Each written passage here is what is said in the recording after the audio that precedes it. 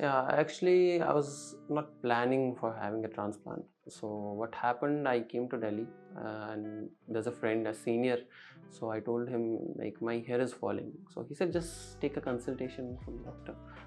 So, I told him where I asked him because he had had the transplant. So, his hair was looking, it was looking very nice. तो मैं पूछ लिया casually कि कहाँ से किया हुआ है.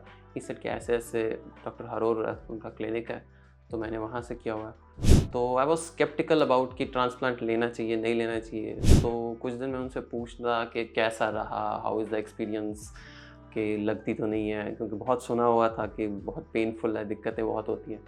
Then all of a sudden I made my mind कि let's go, let's meet doctor हरोर फर्स्ट.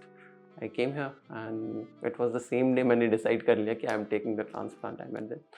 तो फिर उस वक्त लेट हुआ था, तो I came next day and it was as painless as it should be.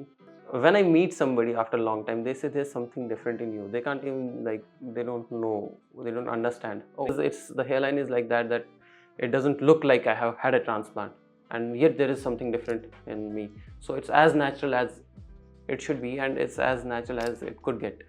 So that's the difference I feel between transplants. So the only people who see the difference are the ones who were very close to me and or who know that I have gone through transplant. So that is like, this is the big positive for this for me.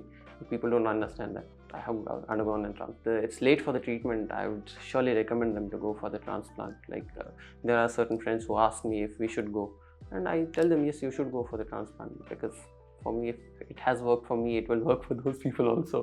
So that is the thing I would tell everybody.